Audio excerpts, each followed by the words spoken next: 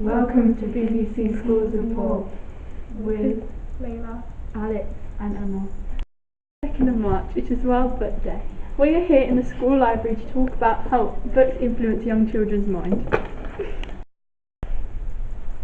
We asked some students, Mrs. Parkins, I've got some questions about World Book Day.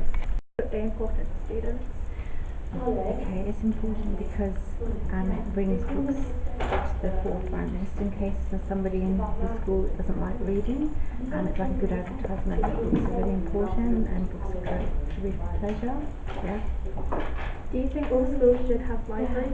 100%, absolutely. School without a library is a very sad school. If you could have any author in World Book Day, who would you have?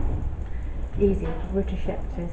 She was my first author that we had in for the whole school read, Between Shades of Grey, and she's on the shortlist this year for the Salt to the Sea book. She was amazing, we all loved her. I think books influence creative minds. I do. I think a book is like an open door, so it's different to a film because when you're reading a book, you can imagine the characters yourself and the settings, and so if you are a bit creative, your imagination can just go wild. I think it's really important. Thank you. Books affect children's daily lives. I do. I think books are a great way to escape. Life can be quite pressured even for children. They've got a lot of deadlines, a lot of exams and tests, and I think books are very relaxing. And also, it's a great way to learn things, like our whole school read at the moment set in Russia. So, if you've never read a book about Russia and the revolution, that's a great way to learn about it, while at the same time relaxing. So yeah, it's very important. Favourite book and why? The Mortal Instruments. It's like Shadowhunters, which is really fun, a bit romantic, a bit dangerous. Why is World Book Day important for students? I think World Book Day is an opportunity to remind students about how many different books are out there that they could read, that reading is so important in their lives, and that they can discover new authors, they can discover new genres that maybe they've never explored before. So it's just really for them a way of recapturing reading or developing their love of reading. How do you think books influence creative minds?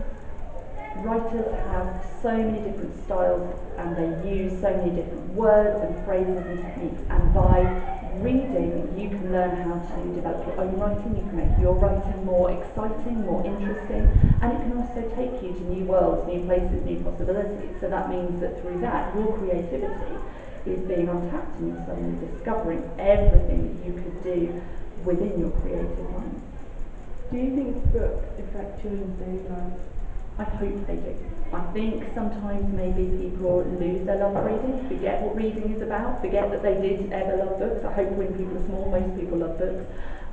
So I hope it is something that every child feels they are attached to and every child feels is important. But I think World Book Day is a way of reminding people about what they used to love about books. Why do you think World Book Day is important for students? Because it gets books put front and centre of everyone's attention. And I think when you're in school, there's so much emphasis put on exams and grades, which are of course important, that reading for fun can get kind of put behind, and it just sort of brings that to the forefront. And also I think from the school's point of view, it gives them a focus on when they think if they're going to do a book event, they'll do it that week, other than trying to, deorganise their schedule. It just sort of makes everything come together at once. How do you think books influence creative minds? How do books influence creative minds? That's an interesting question.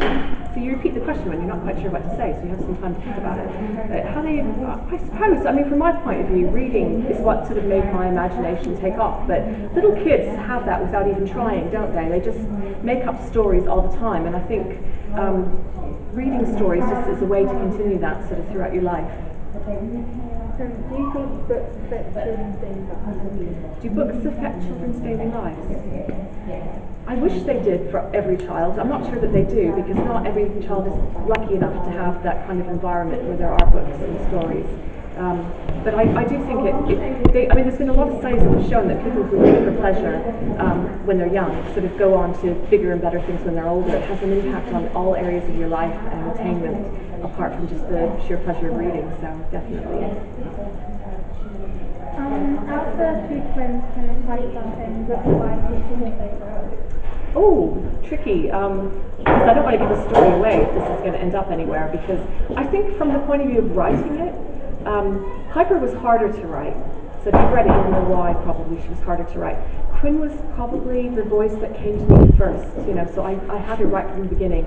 And I liked the fact that she was this person that had all these sort of depths of anger in her life and everything, and sort of how that came out. That she was actually quite soft under all of it. So I'd probably say Quinn, I suppose. How do you plan your books? How do I plan books? It has varied depending on the book. So some of them, like when I wrote Slated, I didn't really plan it very much at all until I'd written a fair bit. With some of my other books, I've planned a lot more. Certainly when there's a trilogy and you're writing the second and third book, you've kind of had to plan to a certain degree to know where the trilogy's going.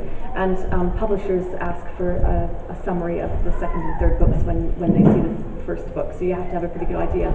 But with the standalone ones, and actually Contagion, I probably wrote that sort of flying more along as I went. I really enjoy writing without planning too much. It takes longer though, so it depends a bit how much time I've got. Out of all your books, which is probably your favourite? Were you here for the talk earlier? Because I can't actually answer that, which is my favourite book of all my books. And I think whatever I'm writing really is my favourite at the time. But then I'll have different feelings about different books, and I'll like them in different ways. So I can't really sort of pick a favourite or a least favourite. Okay. Thank you.